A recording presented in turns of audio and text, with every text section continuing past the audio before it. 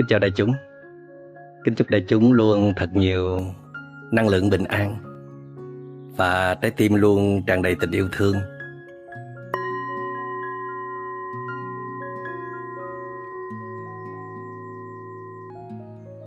Chúng ta thử ngẫm nghĩ xem, nếu chúng ta nắm bắt được cái này cái kia, chúng ta đạt được những cái hoài bão, những cái ước vọng của mình, chúng ta hoàn tất mỹ mãn những cái dự án của mình, chúng ta có rất là nhiều thứ. Nhưng mà chúng ta có hạnh phúc không khi mà tâm mình nó lúc nào nó cũng bất an hết? Lúc nào cũng bất an, lúc nào cũng đầy nghi kỵ, đầy sự sợ hãi, lúc nào cũng cô đơn, không có thể chia sẻ được với ai, không ai có thể hiểu mình, thì những thứ mà chúng ta có được đâu có nghĩa lý gì nữa đâu. Vậy thì chúng ta đang tính toán sai lầm cuộc đời của mình. Đức Phật nói rằng là thay vì chúng ta dành nhiều thời gian để làm cho tâm mình bình an, giải quyết những cái phiền não trong tâm mình, thì chúng ta làm một cái chuyện ngược đời, rằng là chúng ta cố gắng tích góp được càng nhiều càng tốt, mặc kệ cái tâm của mình nó có bị biến động hay là tổn hại như thế nào. Và kết quả là chúng ta có rất nhiều thứ mà chúng ta không hạnh phúc được. Chúng ta không thể hạnh phúc được không phải tại vì chúng ta không có cái này cái kia, chúng ta có nhiều lắm, nhưng mà chúng ta không hạnh phúc được là tại vì chúng ta không có cảm nhận được. Bạn muốn thấy một cái đối tượng nào là một cái đối tượng làm cho bạn có hạnh phúc á, thì bạn phải có cái sự cảm nhận. Ví dụ khi bạn ăn mà bạn cảm thấy ngon á, thì bạn mới thấy thức ăn là một điều kiện của hạnh phúc. Bạn ngồi bên người thương mà bạn cảm thấy ấm áp, bình an, được che chở, bạn cảm nhận được như vậy, thì người thương của bạn mới là một điều kiện của hạnh phúc. Nhưng mà bây giờ cái cơ chế cảm nhận của chúng ta nó không còn hoạt động tốt nữa, nó bị đơ rồi, đơ như cắn cuốc rồi, cho nên nó không cảm nhận được gì cả. Có rất nhiều thứ mà không cảm nhận được. Đó là tình trạng chung của chúng ta bây giờ. Chúng ta than chúng ta không có hạnh phúc, không phải vì chúng ta thiếu đi những điều kiện của hạnh phúc, mà chúng ta thiếu khả năng cảm nhận những điều kiện. Mà muốn cảm nhận được á,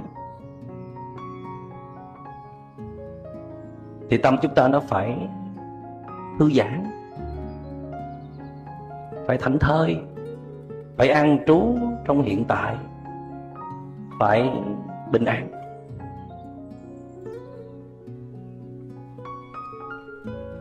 Chứ còn cái tâm chúng ta nó lúc nào cũng lao xao, lúc nào cũng lăng xăng, lúc nào cũng bợp chợp, lúc nào cũng đầy sự phiền muộn, đầy lo toan, thì làm sao cảm nhận được, phải không quý vị?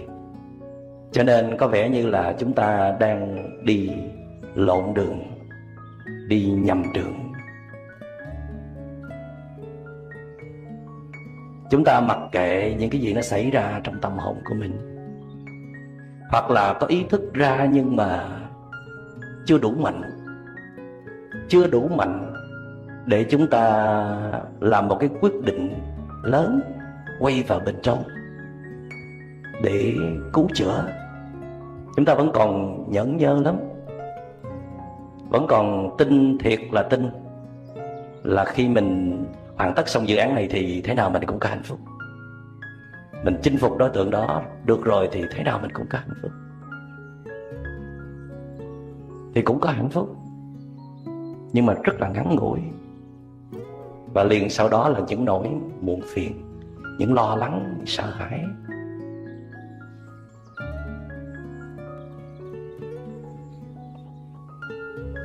Chúng ta thường nghĩ là mình không có vấn đề gì hết, mình đang rất là ổn, rất ổn.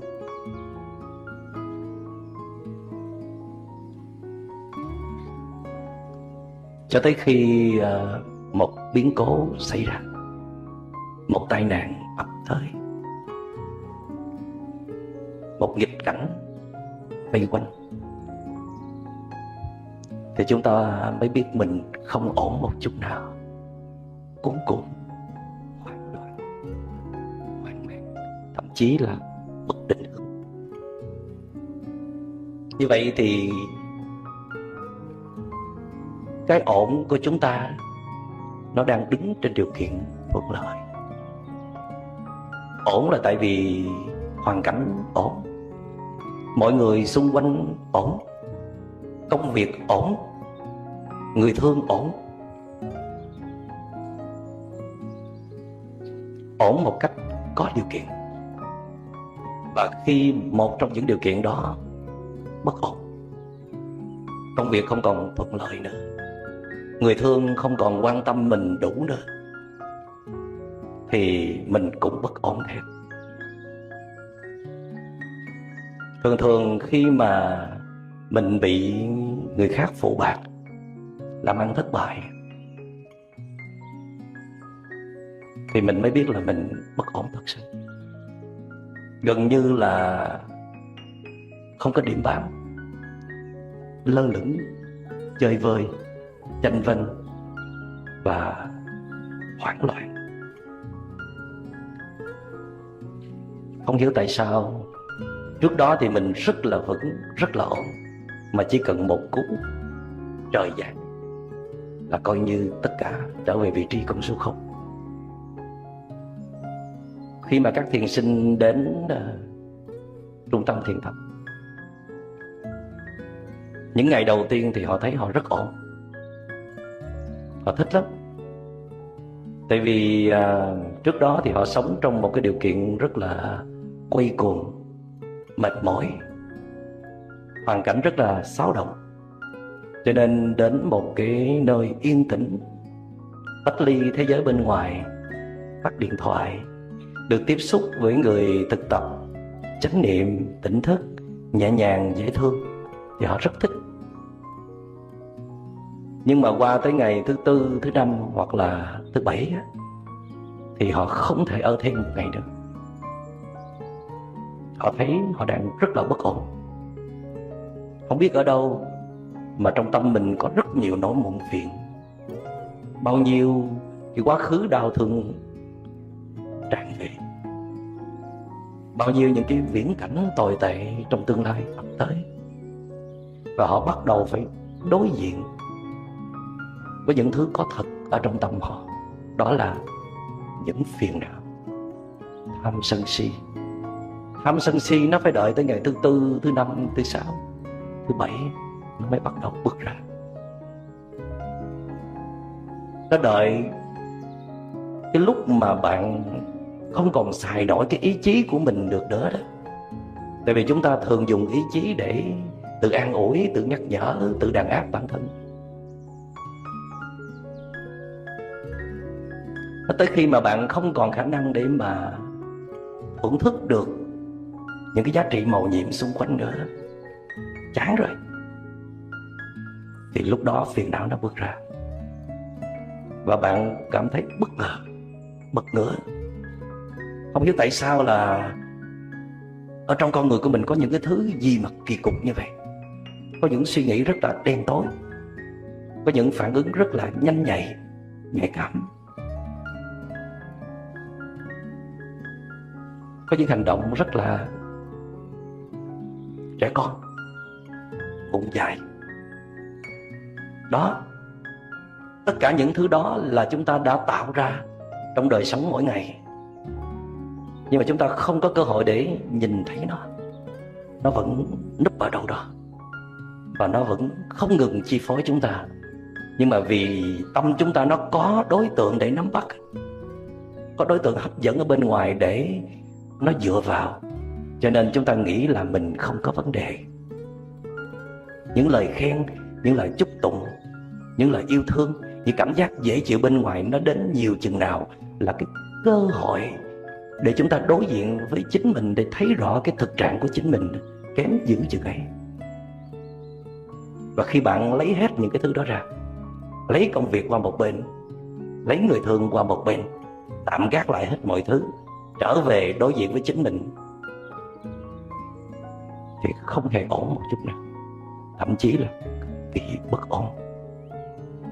Có nhiều người họ phải ở 1 tháng trời trong thiền viện thì họ mới biết rằng là họ bị tổn thương tâm lý rất là nặng nề, thậm chí có những triệu chứng giống như là trầm cảm.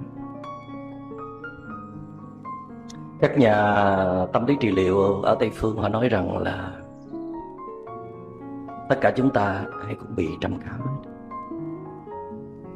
nặng hay là nhẹ thôi. Nói như vậy có quá không? Thì thật ra là chúng ta không có nhiều kiến thức về trầm cảm, cho nên chúng ta có thể hiểu trầm cảm là một cái gì đó rất là khủng khiếp. Dĩ nhiên là trầm cảm cũng chia ra nhiều cấp bậc khác nhau.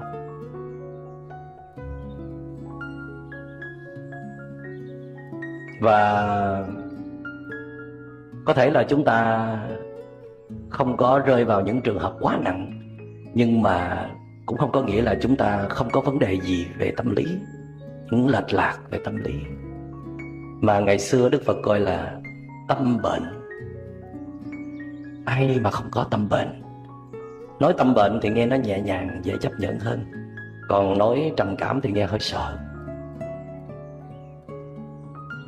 Tức là có một giai đoạn rồi chúng ta dung dưỡng cho cái phiền não của mình, chúng ta ngó lơ nó, chúng ta để cho nó mặc tình, chúng ta để cho nó hành động một cách thoải mái,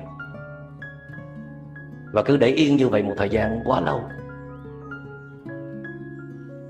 và chúng ta sống luôn trong cái năng lượng tiêu cực đó. Suy nghĩ cũng tiêu cực, nói năng cũng tiêu cực, hành động cũng tiêu cực, và rồi chúng ta chấp nhận luôn đó là một phần con người của mình, mặc định luôn.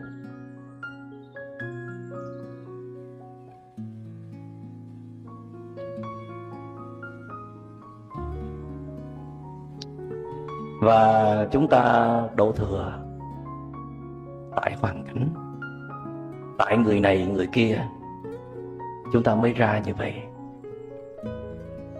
Mặc dầu là thấy mình có những phản ứng thất thường, có những phản ứng rất là kỳ cục, nhưng mà chúng ta chưa đủ can đảm để đi tìm bác sĩ, để nhờ người giúp đỡ lấy những cái năng lượng độc hại đó ra. Một cái người mà quyết định đến một cái trung tâm thiền để mà được đối diện với chính mình, để mà nhìn thấy rõ những cái vết thương trong lòng của mình, tôi nghĩ người đó cũng phải rất là can đảm mới có thể làm được. Dù có khi họ chỉ đến 3 ngày, 7 ngày hay là 10 ngày thôi. Còn hơn là ở bên ngoài, hầu hết chúng ta sử dụng cái cách đó là tìm cách lãng quên.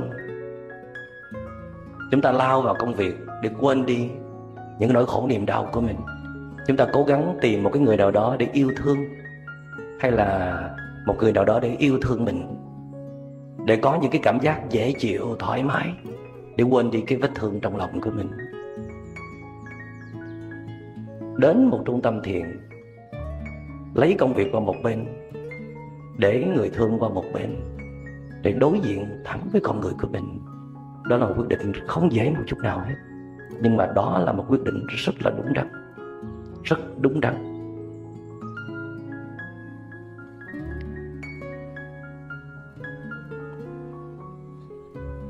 Khi chúng ta tiếp xúc với những người xung quanh,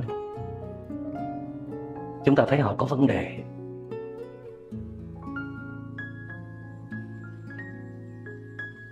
cảm xúc thay đổi đột ngột, vui buồn liên tục, dễ tổn thương, dễ giận hờn, không muốn kết nối với ai. Ai cũng là những đối tượng đáng nghi ngờ, nguy hiểm. Mình thấy có một cái gì đó rất là bất thường ở trong họ mà mình không thể gọi tên được, và họ cũng không biết họ bị cái gì. Nhiều lắm, nhiều đến nỗi mà chúng ta thấy bình thường. Tại vì ai cũng vậy, thậm chí mình cũng vậy, cho nên trầm cảm là bình thường.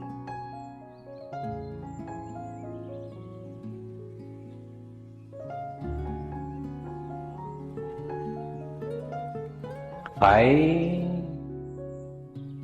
chờ tới khi một cú trời giáng, một biến cố xảy ra, tai nạn, may mắn, để tự tỉnh ngộ, để nhìn thấy tình trạng của mình nó nguy hiểm tới cái mức nào, thì chúng ta mới đủ can đảm đi tìm bác sĩ, đi tìm môi trường để trị liệu.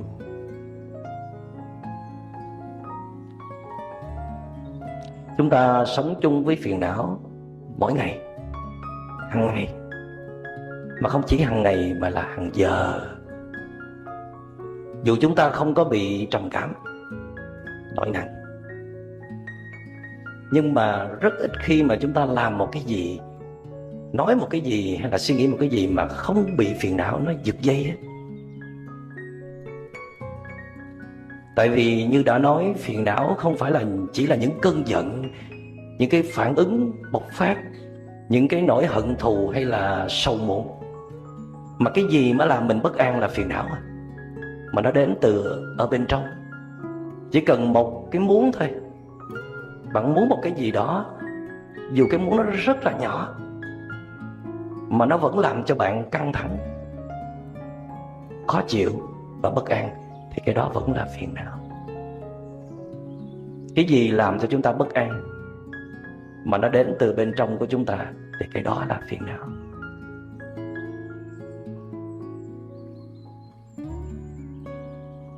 Và chúng ta sống chung với phiền não quá lâu, và chúng ta đồng nhất với nó, và chúng ta nghĩ rằng chuyện đó rất là bình thường, ai cũng có phiền não thì mình cũng phải có phiền não, đâu có cần gì phải trị liệu, đâu có cần gì phải giải quyết nó. Và đến mức chúng ta chấp nhận khổ đau cũng là chuyện thường tình. Ai cũng khổ, ai sống trong cuộc đời này mà không khổ chứ. Cho nên chúng ta cũng không cần phải giải quyết những nỗi khổ của mình. Trong khi đó, nếu quý vị chịu khó quan sát, ngay trong đời sống cũng có những con người họ có khả năng thoát khổ được. Họ có khả năng kiểm soát được những cảm xúc, những năng lượng tiêu cực, những cái phiền não của mình. Có những con người sống mà không bị phiền não khống chế, và Đức Phật là một đại diện.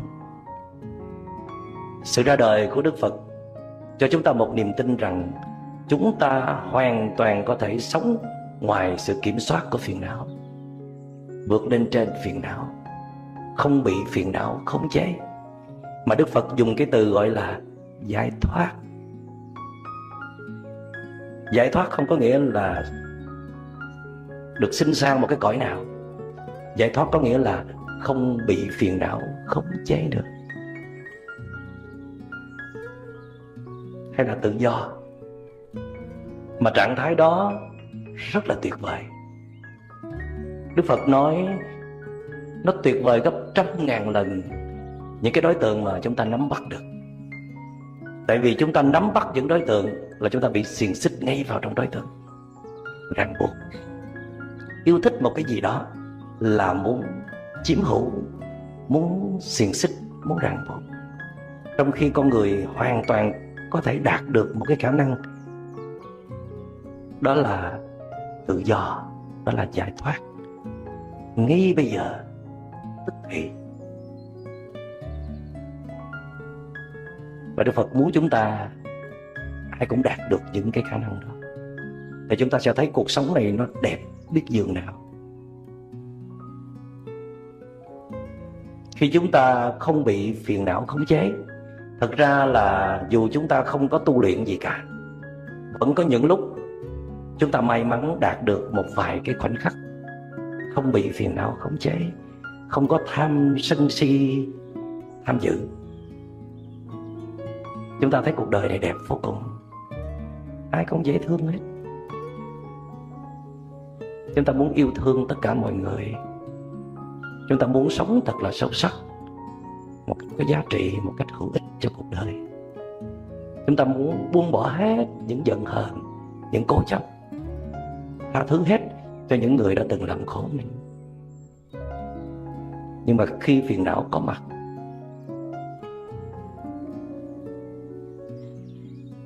thì chúng ta thấy đời đáng chán, thì ai cũng có vấn đề, và chúng ta muốn đi tìm một cái cõi cho riêng mình. Chúng ta bắt đầu có niềm tin là có một nơi nào đó chứa chúng ta được, chứa những con người đầy sầu muộn. Tôi hỏi quý vị nè, giả sử có một cái nơi như vậy thì quý vị có dám chắc là mình sẽ tận hưởng hạnh phúc không? Tại vì như chúng ta đã nói là tâm chúng ta như thế nào thì chúng ta sẽ nhìn lên thực tại như thế ấy.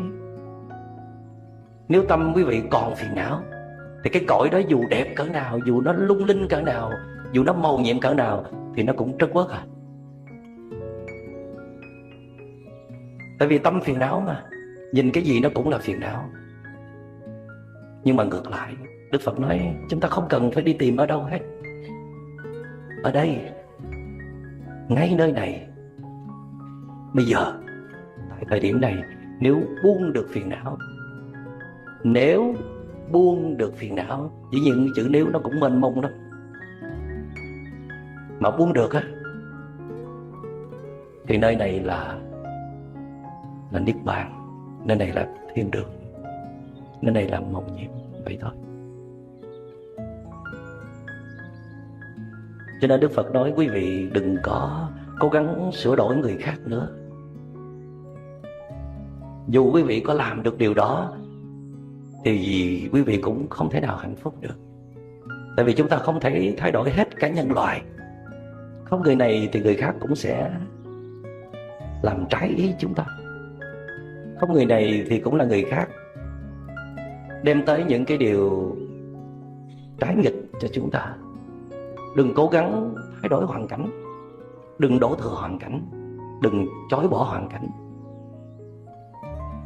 Hãy trở về thay đổi chính mình, thay đổi cái thấy của mình, cái sự cảm nhận của mình.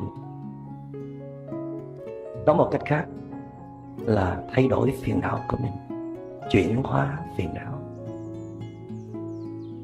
Chỉ khi nào chúng ta có được cái niềm tin đó, cái thứ chánh kiến đó, thì chúng ta mới đủ động cơ để quay vào bên trong, để chuyển hóa phiền não.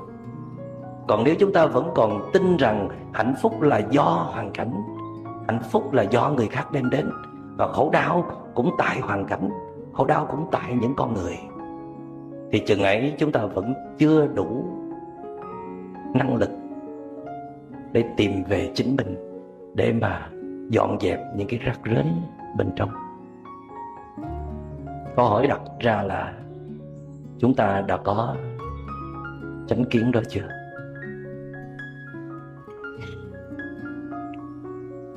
Bản thân tôi thực tập thiền trên 15 năm, nhưng mà vẫn có những lúc bị phiền não khống chế.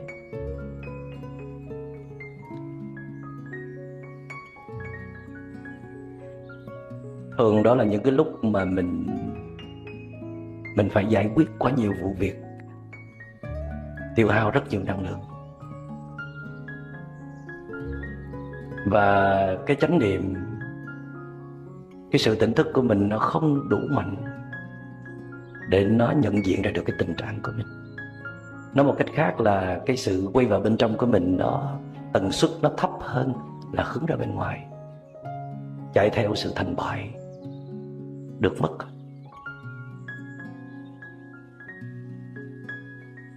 Nhưng mà may mắn là vì hành thiền lâu năm,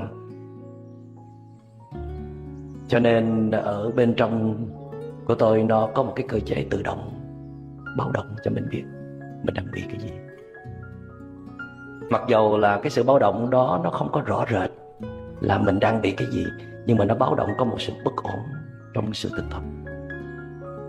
Có một cái gì đó rất là bất ổn và cần phải dừng lại và quay vào bên trong để tìm hiểu xem đó là cái gì. Ngay cả khi mà tôi không thể tha thứ được một người nào, mình biết là mình phải tha thứ, nhưng mà tha thứ không nổi,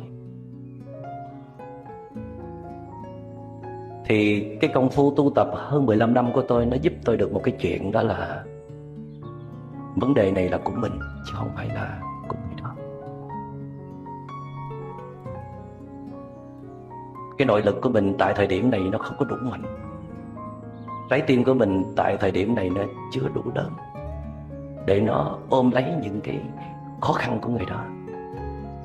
Và tôi vẫn còn đủ niềm tin rằng nếu mình thực tập kỹ trở lại, dành cho mình một khoảng thời gian đủ để quay vào bên trong toàn tập, năng lượng được khôi phục, trái tim mở ra, thì mình sẽ chấp nhận được đối tượng đó, ôm được đối tượng đó.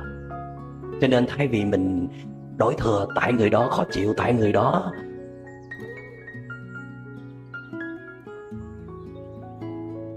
thế này thế kia, thì mình chịu trách nhiệm cho cái sự thực tập của mình. Mình tin rằng sự thực tập thay đổi thì cái thấy mình nó sẽ thay đổi. Ít ra là làm được như vậy.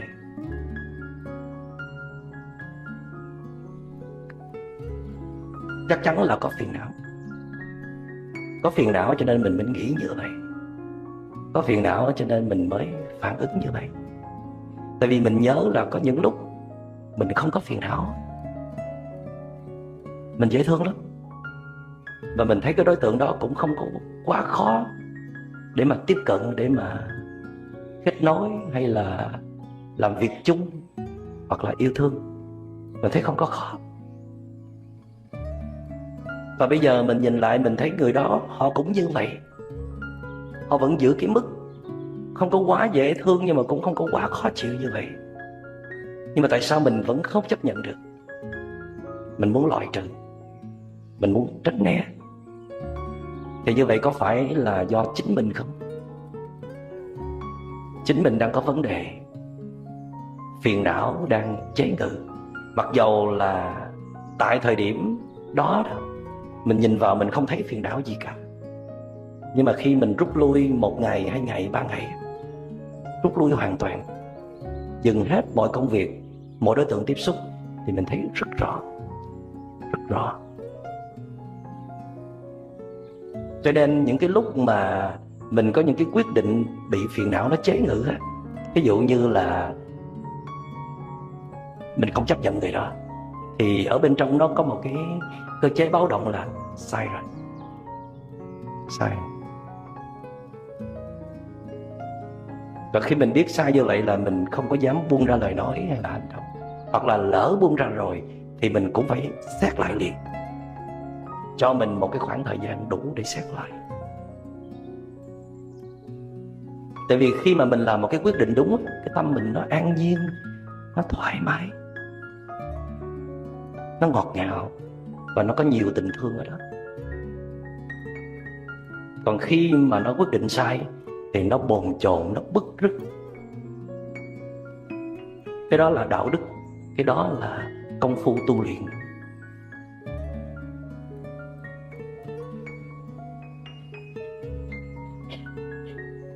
Thì Đức Phật nói là có nhiều cách để chúng ta xử lý những cái phiền não của mình. Mỗi người có thể tìm ra một cách, vài cách. Nhưng mà theo kinh nghiệm của Đức Phật đó là phiền não rất là khó để xử lý. Rất khó. Nó dữ dằn lắm, nó nặng nề lắm. Nếu mà mình không biết cách mà mình đối diện với nó có thể nuốt mình luôn. Nó có thể nhấn chìm mình vào trong đó. Thí dụ như khi chúng ta nổi giận. Khi chúng ta nổi giận thì hầu hết Những người mà không có bất cứ một sự thực tập nào về tâm linh thì họ sẽ tìm cách trả đũa lại cái người mà họ nghĩ rằng đã làm cho họ nổi giận. Tức là họ vẫn tin một cách tuyệt đối rằng là cái người đó làm cho họ giận. Còn một cái người mà có tu luyện á, tôi nói là một người có tu luyện chứ không phải là một cái người nghiên cứu Phật học nha. Một người có tu luyện á thì cũng có thể là họ cũng phản ứng lại, họ cũng có trả đũa chút đỉnh, nhưng mà ngay sau đó cũng có một cơ chế báo động cho họ biết rằng là như vậy là không có đúng. Phiền não là của mình, cơn giận là của mình. Nếu mà mình không có phiền não, không có cái hạt giống giận thì không ai có thể làm cho mình giận được cả. Không phải người khác đem cơn giận mà bỏ vào trong người mình được. Họ chỉ kích hoạt thôi. Họ chỉ là tác nhân, họ đóng vai trò phụ. Chúng ta mới là tác giả, chúng ta mới là chủ nhân của những năng lượng tiêu cực đó. Ít ra là chúng ta phải thấy được như vậy, thì như vậy mới gọi là người có tu. Còn nếu giờ này chúng ta vẫn nghĩ hoàn toàn tại hoàn cảnh, hoàn toàn tại đối tượng là chưa tu gì cả, chưa thấm tương trao. Mặc dù vẫn còn giận, vẫn còn phản ứng, nhưng mà ít nhất chúng ta chịu trách nhiệm cho cái chuyện đó. Chúng ta muốn chịu trách nhiệm cho cơn giận của mình, muốn quay vào bên trong để giải quyết cơn giận của mình, thay vì chúng ta cứ hướng ra bên ngoài để tìm cách lên hẳn một cái kế hoạch để mà tấn công, tổng tấn công.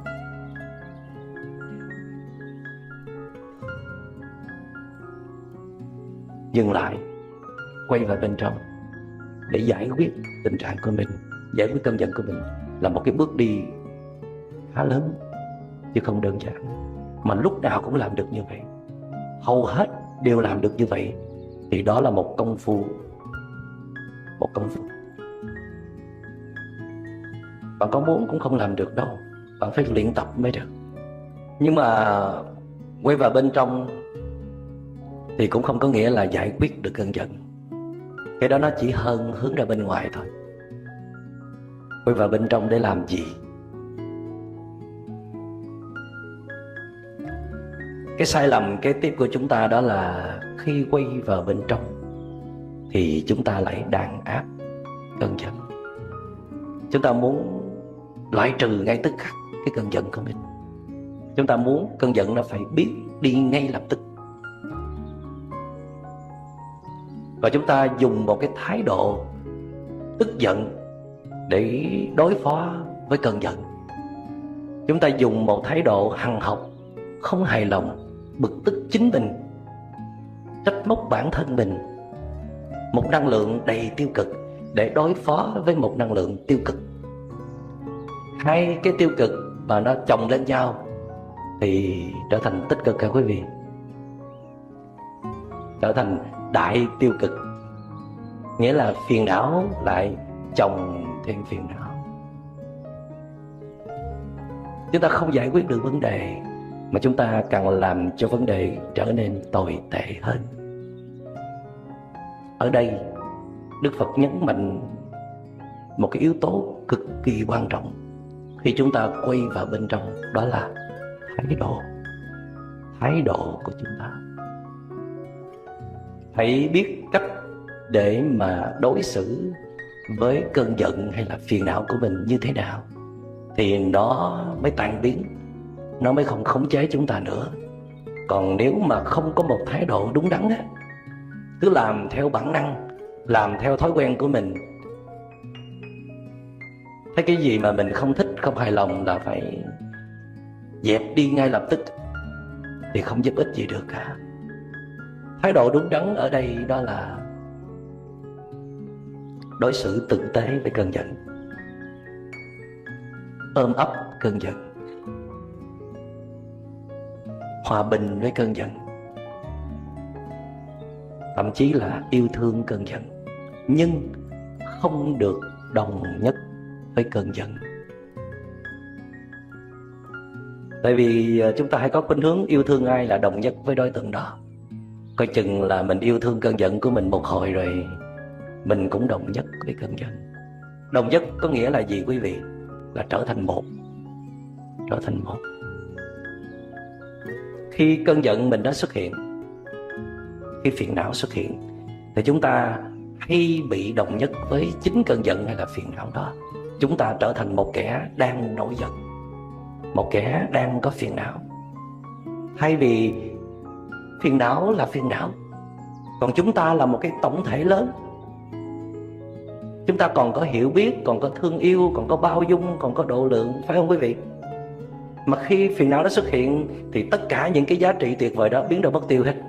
Chỉ còn lại một cơn giận, chỉ còn lại phiền não thôi. Cái đó gọi là đồng nhất.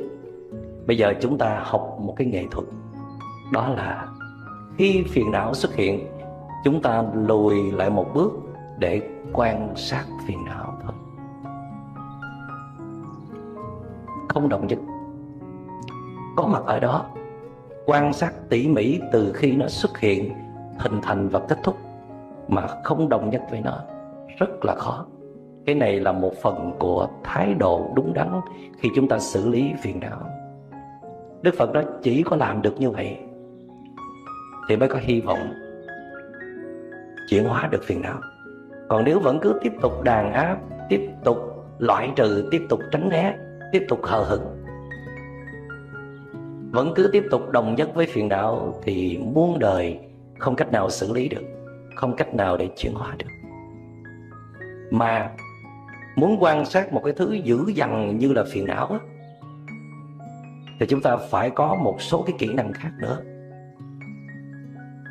Cho nên khi chúng ta đến trung tâm thiền á, người ta không có dạy chúng ta quan sát phiền não liền đâu quý vị. Người ta dạy chúng ta quan sát cái thứ khác dễ hơn, như là quan sát hơi thở, quan sát bước chân, quan sát động thái cử chỉ. Khi mình đi, quan sát cái dáng mình đi. Khi mình ngồi, quan sát cái dáng mình ngồi. Khi mình ăn, khi mình quan sát cái tay mình, rồi cái dáng của mình trong khi mình ngồi ăn. Kể cả cái cách mình nhai thức ăn cũng quan sát. Rồi những cái bước sâu hơn như là quan sát những cái cảm giác dễ chịu, khó chịu nó đang đi ngang qua mình. Bạn phải thực tập như vậy một thời gian đủ lâu để bạn hình thành một cái thói quen là quan sát được chính mình ở mọi lúc, mọi nơi. Quan sát mà không đồng nhất. Giống như là bạn đặt một cái camera, và cái gì đi ngang qua cái camera của bạn, bạn đều ghi nhận hết. Mà bạn không có muốn điều chỉnh, không có muốn nhúng mũi vào đối tượng để thay đổi. Cứ để đối tượng hiện ra một cách tự nhiên và quan sát. Quan sát như vậy, Đức Phật nói quan sát với một năng lượng tỉnh thức. Tỉnh thức có nghĩa là tôi biết tôi đang quan sát cái gì, tôi tập trung toàn bộ năng lượng để quan sát đối tượng đó. Thì chừng đó phiền não là một năng lượng rất là mạnh, rất là ghê gớm, mà nó phải đối diện với một cái năng lượng tỉnh thức cũng rất là mạnh, cũng rất là ghê gớm, mà chúng ta đã tạo sinh ra được. Hai năng lượng này bắt đầu đối kháng với nhau. Nếu phiền não nó vẫn còn lấn át được cái năng lượng quan sát, năng lượng tỉnh thức của bạn, thì điều đó cho thấy là cái công phu của bạn chưa đủ mạnh. Chúng ta phải quay về để tiếp tục thực tập ở những cái đề mục, ở những cái đối tượng khác dễ hơn, như là bước chân, như là hơi thở, hay là các dòng cảm thọ. Đến khi nào năng lượng đủ mạnh thì lúc đó Đức Phật mới đề nghị chúng ta đối mặt với phiền não, với cơn giận. Khi cái năng lượng tỉnh thức mà nó tương đương hoặc là nó nhỉnh hơn cái năng lượng phiền não á, thì lúc đó năng lượng phiền não buộc phải suy yếu, héo hon và tàn tạ và tan biến. Và cứ nhiều lần như vậy, mỗi khi phiền não xuất hiện thì bạn đã cài đặt sẵn cái năng lượng tỉnh thức trên bề mặt ý thức để kịp thời phát hiện ra sự xuất hiện của phiền não. Và công việc của chúng ta đó là ghi nhận. chỉ đứng qua một bên ghi nhận cái tiến trình xảy ra của phiền não mà không can thiệp, không nhúng mũi vào can thiệp, không điều chỉnh để nó xuất hiện một cách tự nhiên, nhưng mà dưới sự giám sát của năng lượng tỉnh thức. Bạn phải có năng lượng tỉnh thức, chứ nếu mà bạn không có năng lượng tỉnh thức mà bạn dòm vào phiền não, ngắm phiền não, quan sát phiền não, thì nó sẽ quật bạn tơi tả. Bạn không bao giờ tiếp xúc được với nó quá lâu cả. Và Đức Phật nói đó là cái cách để chuyển hóa phiền não. Thì thật ra Đức Phật nói khi chánh niệm có mặt, khi sự tỉnh thức có mặt, khi bạn thật sự đã quay vào bên trong đủ mạnh, thì phiền não nó không còn cơ hội để sinh khởi nữa. Phiền não nó sinh khởi là tại vì bản ngã nó cần thức ăn, cần được yêu thương, cần được quan tâm, cần được công nhận, cần được nể phục. Còn khi bạn quay vào bên trong là bạn đã tự tạo ra thức ăn cho bản ngã rồi, đủ rồi, nó có thức ăn rồi, cho nên nó không còn cần những cái gì ở bên ngoài nữa. Khi mà bạn đã thực sự quay vào bên trong, an trú, bình an, nội lực của bạn đã vững vàng, thì bạn rất ít muốn hướng ra bên ngoài. Bạn ít có hy vọng chờ đợi ở ai. Bạn ít có đòi hỏi mong cầu một cái gì đó cho nó thuận theo ý của bạn. Cái sự chấp nhận của bạn bây giờ rất là lớn, rất lớn. Mặc dầu người đó còn khó khăn, người đó còn khó chịu, mặc dầu hoàn cảnh còn nhiễu nhương, còn nhiều ngang trái, nhưng mà bạn không có phản ứng, không có giãy giụa nữa. Bạn bình tĩnh, bạn thấu hiểu tại sao, bạn chấp nhận được nó, thậm chí bạn còn muốn tìm cách để giúp đỡ, muốn nâng đỡ. Thay vì trước đây bạn muốn trừng phạt, muốn loại trừ, thì bây giờ bạn muốn giúp đỡ, muốn yêu thương.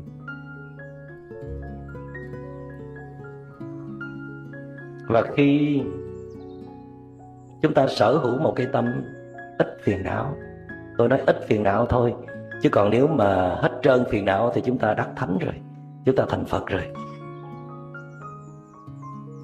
Một cái tâm mà ít phiền não, ví dụ trong 1 giờ đồng hồ, phiền não nó đến có đôi 3 lần thôi, mỗi lần đôi 3 phút, thì đó là người hạnh phúc rồi.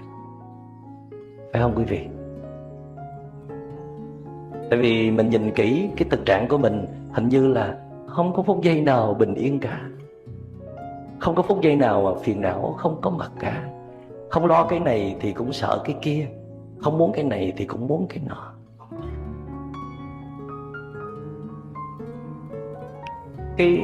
Cái tâm buông xả nó chỉ xảy ra khi và chỉ khi bạn quay vào bên trong đã đủ. Còn khi mà bạn chưa có cái gì ở bên trong á, mà bạn muốn xả cái bên ngoài, thì đó chỉ là kết quả của một ý chí mạnh mẽ thôi, nhưng mà nó không kéo dài được bao lâu. Bạn chỉ cố gắng gồng người lên để buông một cái gì đó. Bạn buông hết những cái thức ăn của bản ngã ở bên ngoài mà bạn chưa kịp tạo ra thức ăn ở bên trong, thì dĩ nhiên cái sự buông xả đó không xảy ra lâu bền được, không được. Mà khi bạn quay vào bên trong đã đủ, làm cho tâm hồn mình bình an đủ rồi, thì tự nhiên tâm buông xả sẽ xuất hiện. Nó phải là cái kết quả của quá trình quay vào bên trong đã đủ. Chừng đó bạn sẽ thấy ai cũng dễ thương, ai cũng đáng thương. Bạn sẽ thấy cuộc đời này nó không có vấn đề. Vấn đề là ở bên trong của chúng ta. Chừng đó bạn sẽ muốn làm cho cuộc đời này tốt đẹp hơn, làm cho những người sống xung quanh mình có bình an và hạnh phúc hơn. Thay vì chúng ta chán nản, chúng ta tức giận, chúng ta oán trách, chúng ta đòi hỏi.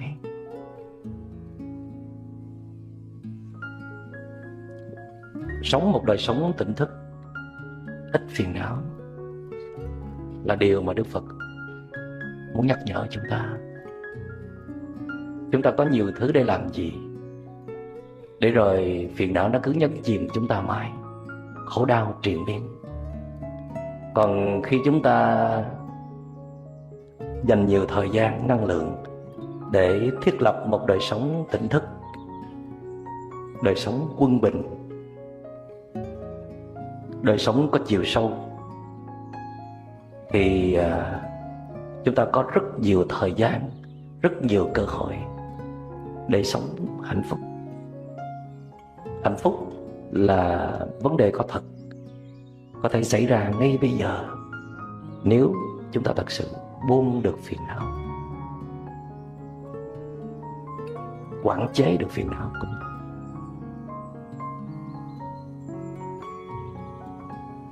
Bây giờ mời đại chúng mà chúng ta nghe một tiếng chuông, và chúng ta sẽ bắt đầu ngồi thở một chút cho phiền não nó rơi rụng một chút ít.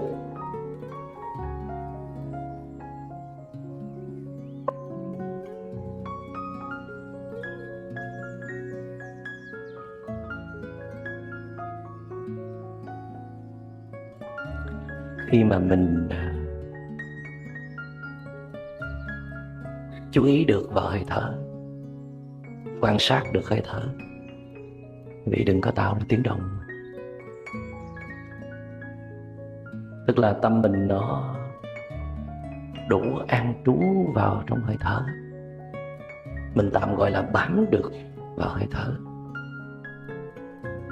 kết nối được với chính mình rồi, thì giây phút đó phiền não không sinh khởi. Đó là giây phút của tự do. Mặc dầu là tự do vẫn có điều kiện, đó là bạn phải mượn một đối tượng. Nhưng mà ít ra đối tượng này nó vô hại, nó không phải trả giá, nó ở bên trong của bạn, và bạn cần là nó có mặt. Và Đức Phật nói là chúng ta rất là cần thực tập như vậy. Trước khi chúng ta bước qua một bài thực tập khó hơn, mà bài thực tập này nó mới giải quyết được phiền não của bạn. Cái bài thực tập định tâm trên hơi thở, nó chỉ làm cho cái tiến trình phiền não tạm thời nó ngưng lại, nhưng mà nó vẫn chưa bị chuyển hóa. Thì cái bài tập khó hơn đó là bạn phải học được cái nghệ thuật quan sát phiền não của bạn ở bất cứ nơi đâu. Mà thường là khi chúng ta rời cái gối ngồi thiền, khi chúng ta không còn trong cái điều kiện an toàn, tĩnh lặng để mà thiền tập nữa đó, thì phiền não nó mới xuất hiện. Thật ra là trong khi ngồi thiền thì chúng ta cũng có thấy phiền não xuất hiện, nhưng mà nó không có nhiều, không có mạnh bằng khi chúng ta đứng lên, chúng ta làm việc, chúng ta tiếp xúc, chúng ta va chạm, chúng ta đối mặt với những khó khăn của đời sống, thì lúc đó phiền não nó mới nhiều. Và lúc đó nếu mình có thể quan sát được phiền não giống như là quan sát hơi thở như vậy, thì đó là cơ hội vàng để phiền não bị tiêu diệt. Nhưng mà thường chúng ta không thể làm được điều đó liền. Chúng ta phải qua một giai đoạn trung chuyển, đó là học cách quan sát hơi thở một cách thuần thục, điêu luyện và nhanh nhạy. Đến khi chúng ta bắt qua quan sát phiền não thì rất là dễ dàng. Ấy vậy mà chúng ta vẫn cứ thất bại lợp đợp. Tại phiền não nó dữ lắm, mà nó tinh vi lắm. Cho nên chúng ta phải tính tới thời gian, cần thời gian. Nghĩa là chúng ta phải chấp nhận cái trình độ của mình. Dù là chúng ta chưa thực tập gì cả, thì chúng ta cũng phải học cách chấp nhận những cái lượng phiền não quá nhiều mà chúng ta đang sở hữu. Chấp nhận là yếu tố cần thiết để bước lên con đường chuyển hóa. Còn nếu chúng ta không chấp nhận, chúng ta ghét bản thân, chúng ta muốn trách móc hay trừng phạt bản thân, chúng ta quá chán những cái phiền não của mình, thì chúng ta không bao giờ có thể chuyển hóa được phiền não. Tại vì muốn chuyển hóa được phiền não thì bạn cần phải có một sự hợp tác rất tốt với phiền não. Mà phiền não chỉ cho bạn hợp tác khi bạn phải thật sự dễ thương với nó, phải đối xử tử tế với nó, phải cho nó thấy là bạn không phải là kẻ thù của nó, thì bạn mới có thể được gặp mặt nó một cách lâu dài để hiểu được nó và xuyên qua nó. Cho nên ngồi thở vào thở ra, định tâm trên hơi thở là cần thiết, nhưng mà chưa đủ để có thể chuyển hóa được phiền não. Phải học cách quan sát phiền não ở mọi lúc mọi nơi. Và ngày hôm nay thì chúng ta cũng chỉ chia sẻ được tới đây. Còn những cái kỹ thuật sâu hơn để làm sao có thể nuôi dưỡng được năng lượng tỉnh thức, làm sao có thể đối mặt với phiền não trong những trường hợp khác nhau, làm sao có thể không bị phiền não đồng nhất với nó, thì chúng ta cần những cái buổi chia sẻ khác, hoặc là chúng ta phải đến những cái trung tâm thiền tập để được hướng dẫn đầy đủ và cụ thể hơn. Xin cảm ơn đại chúng. Dạ thưa thầy, thưa đại chúng, con có một câu hỏi là con có nghe nói là thiền có thể dùng cho trị liệu tâm lý được. Thì con có một cái thắc mắc là với những người ta bị những cái ám ảnh ký ức quá khứ á, và người ta không vượt ra được, thì nghe nói là khuyên là nên thực tập thiền để giải tỏa. Nhưng mà con chưa hiểu cái cách làm sao để mà để cho họ qua được những cái ám ảnh ký ức mà không còn nữa đó. Thì mong thầy giải đáp giúp con. Con cảm ơn thầy. Xin lỗi, câu hỏi của bạn chưa rõ lắm. Tức là bạn không hiểu thiền là như thế nào mà có thể giúp người ta không bị những ám ảnh của quá khứ, phải không? Dạ, tức là con nghe nói có những người họ bị một cái ký ức đau thương ở trong quá khứ á, xong rồi họ bị ám ảnh mãi và họ không ra được cái nỗi đau đó, thì có được hướng dẫn là thực tập thiền để giải tỏa. Thì con cũng chưa biết cái cơ chế đó như thế nào. Theo cái hiểu biết của tôi á, thì cái hiểu biết này nó dựa trên kinh nghiệm của bản thân và kinh nghiệm của những bậc thầy đi trước á. Thì khi mà một người có những cái biến động về tâm lý, đau khổ, trầm cảm, thì có 3 cái điều kiện để có thể giúp được người này chữa lành được vết thương mà không phải dùng tới thuốc. Thứ nhất đó là làm sao để cho nạn nhân đó, bệnh nhân đó, họ tách ly được cái môi trường mà họ đang sống, cái nơi mà họ sẽ bị kích hoạt liên tục vào cái vết thương của họ qua cách tiếp xúc, qua công việc hay là qua những người sống xung quanh, và thay vào đó đặt họ vào một cái môi trường an toàn, có nhiều năng lượng lành. Cụ thể là họ được tiếp xúc với thiên nhiên, làm sao để họ yêu thích thiên nhiên. Thí dụ như là họ có thể trồng rau, có thể cắm trại ở trong rừng, có thể bơi lội, có thể ngồi hàng giờ ở ngoài trời mà họ thích. Tại vì khi mà họ thưởng thức được năng lượng của đất trời, thưởng thức được với thiên nhiên á, thì đầu tiên là năng lượng đất trời rất là lành, có thể giúp họ chữa lành vết thương. Thứ hai là tâm họ tạm thời quên đi ký ức của mình, những quá khứ đau thương của mình. Tại vì chúng ta thường khổ là do chúng ta nhớ lại quá khứ, chứ ít khi nào mà tại thời điểm hiện tại xảy ra mà nó làm cho chúng ta khổ. Tức là cái khổ thường nó đến từ ở trong quá khứ chứ không phải nó đến trong hiện tại. Mà do chúng ta nhớ lại nó, chúng ta không có tách ra được cái suy nghĩ mình với những cái ký ức đau buồn đó, cho nên chúng ta khổ. Vậy thì cái cách để có thể chữa trị được là làm sao tách cái suy nghĩ đó ra khỏi cái quá khứ đó. Thì cái cách đầu tiên đó là làm cho họ kết nối với thực tại, một môi trường rất là lành tính. Kế tiếp đó là điều kiện thứ hai, đó là làm sao để họ tiếp xúc được với những con người lành tính.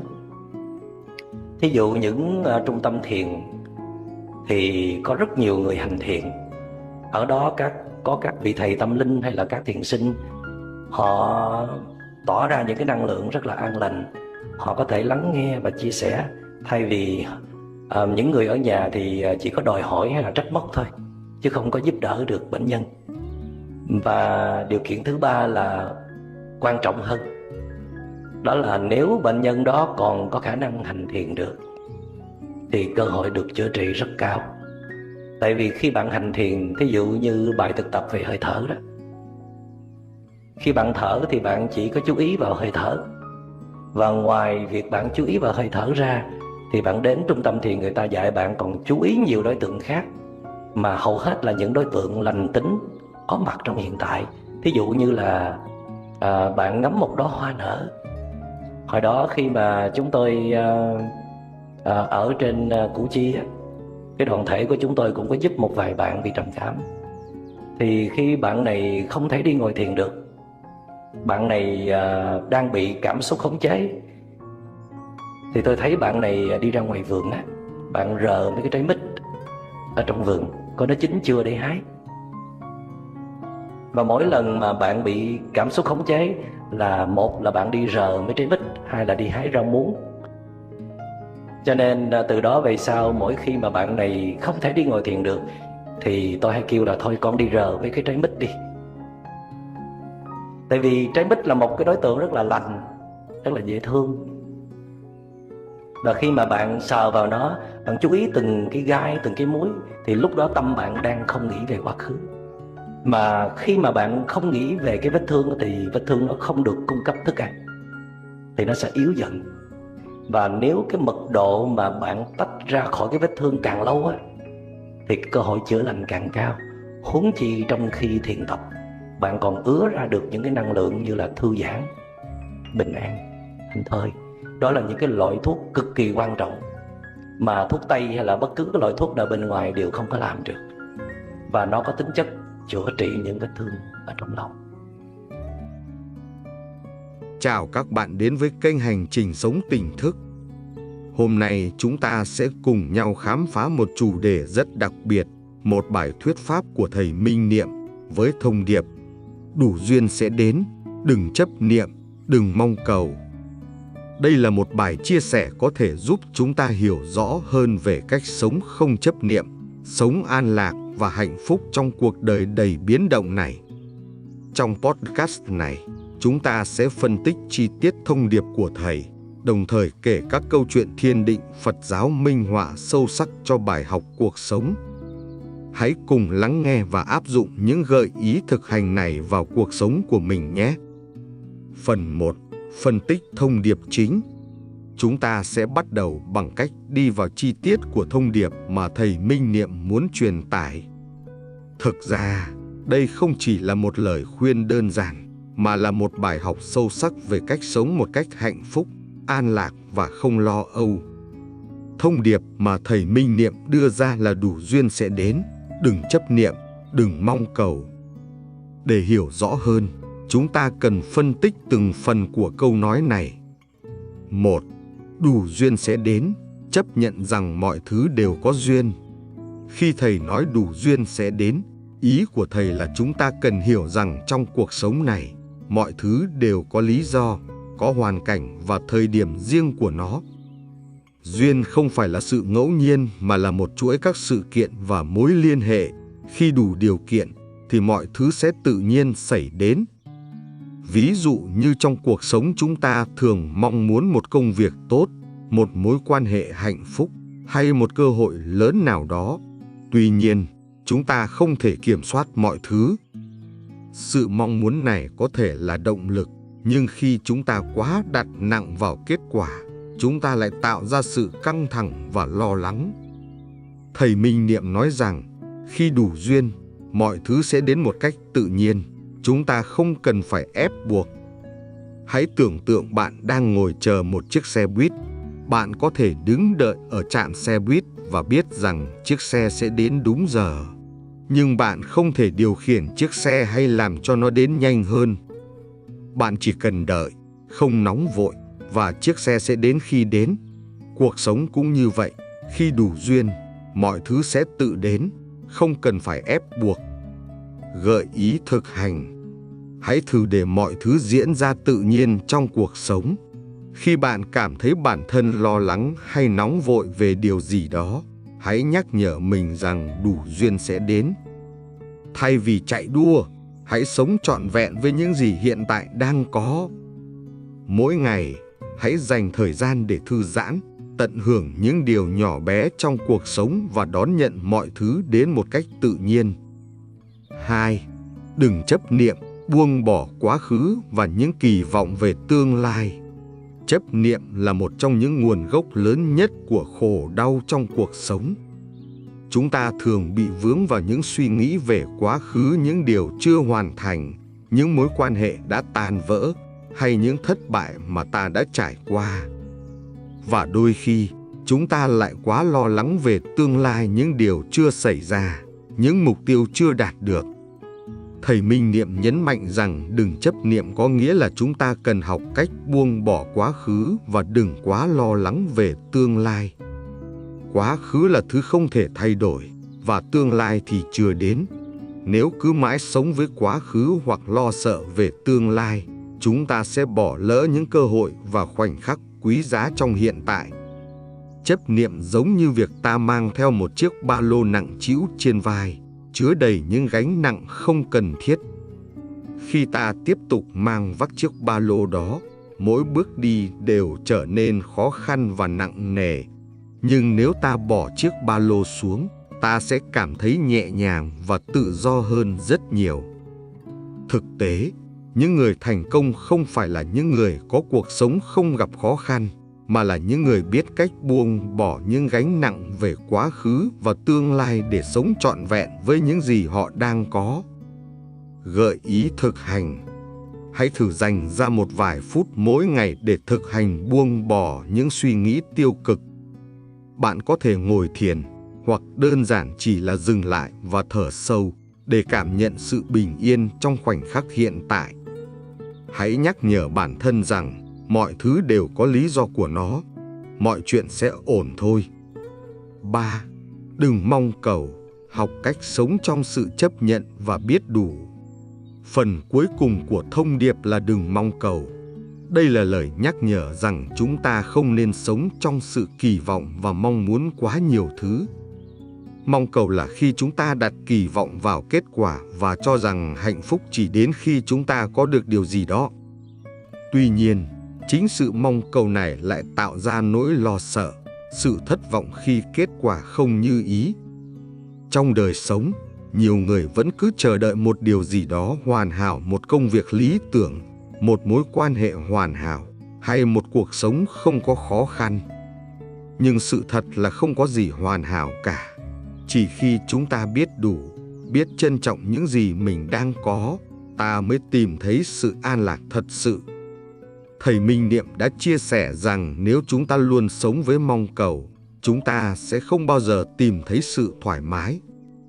Câu chuyện về một người thợ săn đi tìm kiếm một con thú lớn nhất, nhưng cuối cùng lại bỏ qua những khoảnh khắc tuyệt vời nhỏ bé dọc đường đi, chính là minh chứng rõ ràng cho điều này. Gợi ý thực hành. Hãy học cách trân trọng những gì bạn đang có. Thay vì liên tục tìm kiếm những gì chưa có, hãy dành thời gian để nhìn lại những điều tốt đẹp đã đến trong cuộc sống của bạn.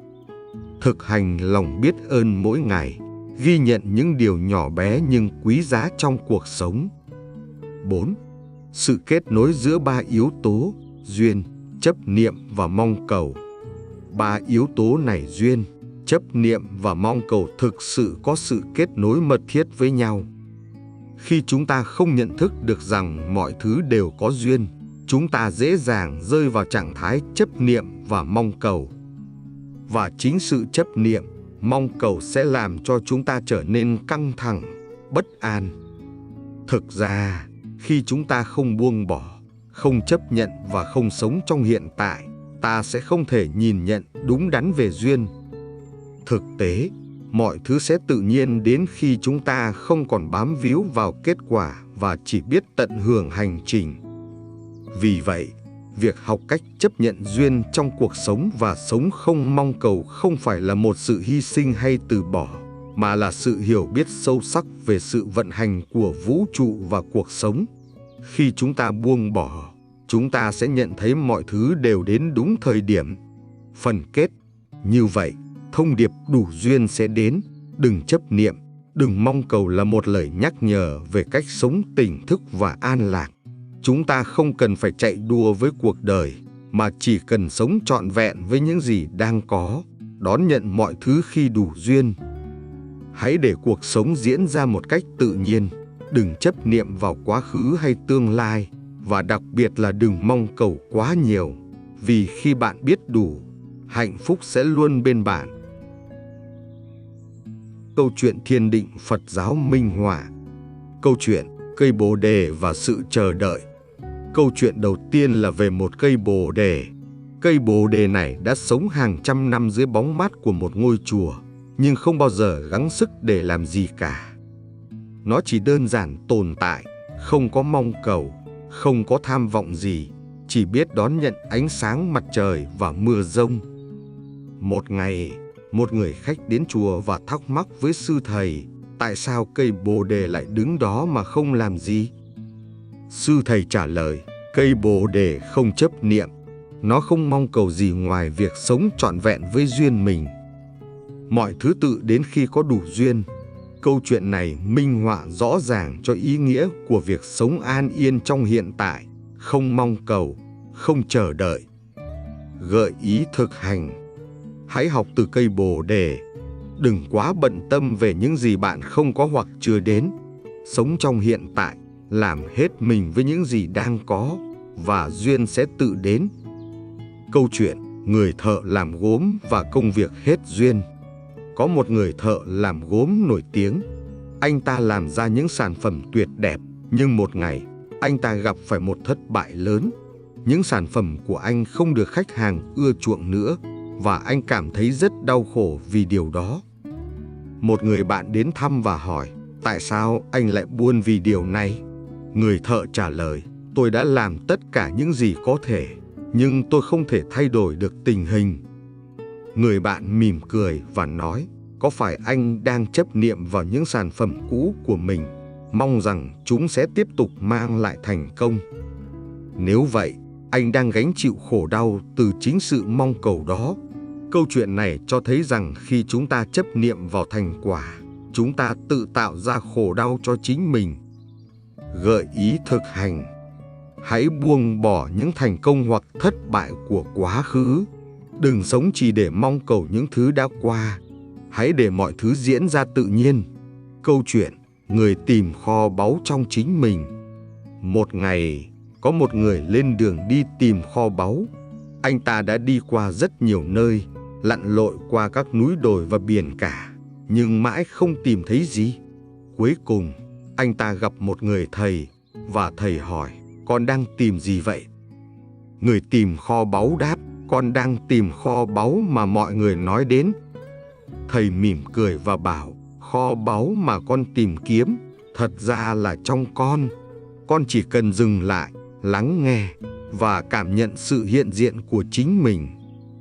Gợi ý thực hành. Đôi khi chúng ta tìm kiếm hạnh phúc ở bên ngoài, nhưng thực tế nó luôn ở ngay trong chính mình. Hãy dừng lại và tìm kiếm kho báu trong nội tâm bạn. Câu chuyện cái bát vỡ và bài học từ sự mất mát. Một lần, một vị thiền sư đã đưa cho đệ tử của mình một chiếc bát bằng gốm rất đẹp. Tuy nhiên, không lâu sau đó, chiếc bát đã bị rơi vỡ. Đệ tử rất buồn bã, nghĩ rằng mình sẽ không thể sửa chữa lại được chiếc bát nữa. Thiền sư nói, khi chiếc bát vỡ, chính là lúc nó học được sự buông bỏ. Đừng tiếc nuối, đừng bám víu vào quá khứ. Mọi thứ đều có thể thay đổi. Câu chuyện này giúp ta nhận thức rằng sự mất mát là một phần của cuộc sống, và nếu biết buông bỏ, ta sẽ nhận được bài học quý giá. Gợi ý thực hành. Hãy học cách buông bỏ những vật chất, những mối quan hệ hay những ký ức không còn phù hợp nữa. Chỉ khi biết buông bỏ, chúng ta mới có thể đón nhận những điều mới mẻ trong cuộc sống. Câu chuyện con đường thiền và sự sáng tỏ. Một thiền sinh đang ngồi thiền trong suốt thời gian dài nhưng không thấy có tiến triển gì. Một ngày, thầy của anh đến và hỏi, con đang tìm kiếm gì khi ngồi thiền? Thiền sinh đáp, con mong muốn đạt được sự tỉnh thức. Thầy mỉm cười và nói, con chỉ cần buông bỏ tất cả những gì mình mong muốn, không cần phải tìm kiếm sự tỉnh thức. Chính sự buông bỏ là con đường dẫn đến sự sáng tỏ. Gợi ý thực hành. Khi thiền, hãy buông bỏ những mong muốn và kỳ vọng. Chỉ cần ngồi trong im lặng, lắng nghe và quan sát. Sự tỉnh thức sẽ đến khi bạn không còn tìm kiếm nữa. Qua những câu chuyện trên, chúng ta có thể thấy rõ thông điệp mà thầy Minh Niệm muốn truyền tải. Đừng chấp niệm, đừng mong cầu. Sự an lạc đến khi chúng ta sống trong hiện tại, buông bỏ những hy vọng và sự lo lắng về tương lai. Hãy sống trọn vẹn với mỗi khoảnh khắc, và khi đủ duyên, mọi thứ sẽ đến đúng lúc. Cảm ơn các bạn đã lắng nghe podcast này. Hãy nhớ rằng, hành trình sống tỉnh thức là một quá trình liên tục học hỏi và thực hành. Mong rằng các bạn sẽ tìm thấy sự bình an trong cuộc sống của mình. Hẹn gặp lại trong những podcast tiếp theo. Chúc các bạn có một ngày an lạc.